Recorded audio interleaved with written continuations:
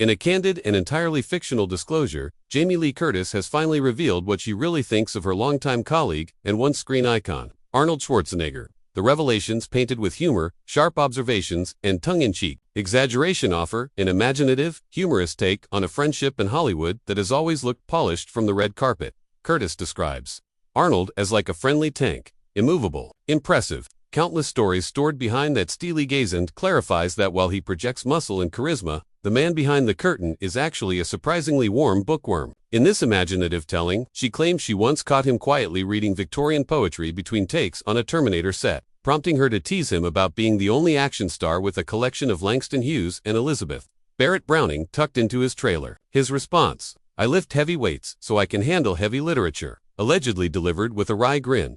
But this fictional interview brings Richie-style honesty. Curtis says that when Arnold flexes dramatically on camera or in his memoirs, he's actually compensating for a soft side he guards fiercely. She humorously speculates that his obsession with fitness routines is really a way to manage the discomfort that comes from owning a lifelong accent so strong it might scare away all but his most devoted fans. In this playful scenario, she imagines him joking one day, "My muscles speak German, but my heart whispers Irish folk songs," suggesting a surprising emotional depth beneath that surface-level bravado. Curtis also alleges that Arnold, to her fictional telling, is secretly terrified of losing two lesser-known action heroes in polls and nostalgia pieces. She claims he once asked her, out of nowhere, "Do people remember my Mad Max cameo?" only to follow up with, "Or am I slipping, Jamie?" She says she laughed and told him he's absolutely timeless as a meme and a hero, but that he might want to double-check the internet rankings just to be safe. She jokingly recounts how he insisted on Googling top action heroes 2025 mid-lunch,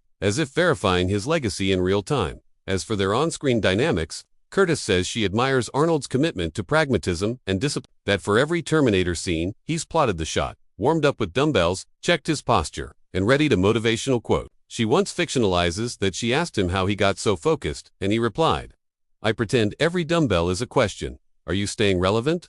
She quipped back, "That's one way to deal with imposter syndrome."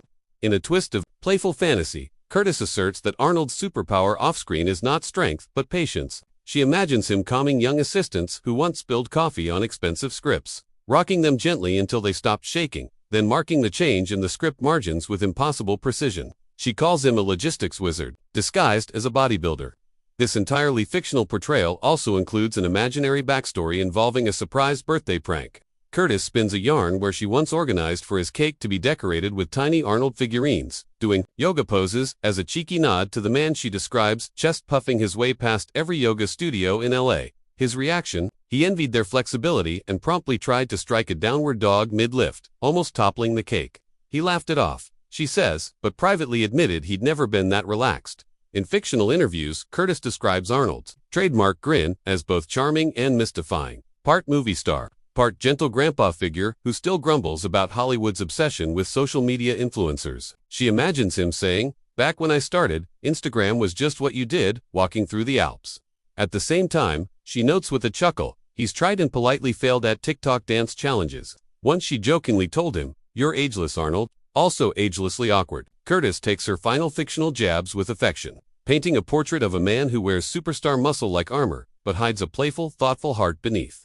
She quotes him entirely in her imagination as saying, "Strength isn't just physical. It's knowing how to handle a stinging insult in public and still say Dankeschön with a smile." In her idealized version of Arnold Schwarzenegger, Jamie Lee Curtis thinks he's not just the Terminator or a macho legend, he's the kind of guy who'd lift you when you fall, read you poetry when life gets heavy, and still insist you call him Arnie, because that's the only name he's ever known. All of this, of course, is entirely made-up fictional banter between two legends in entertainment. In this imagined scenario, Curtis' fictional reflections draw Arnold Schwarzenegger as someone equal parts myth and man, muscle and mind, serious and delightfully absurd.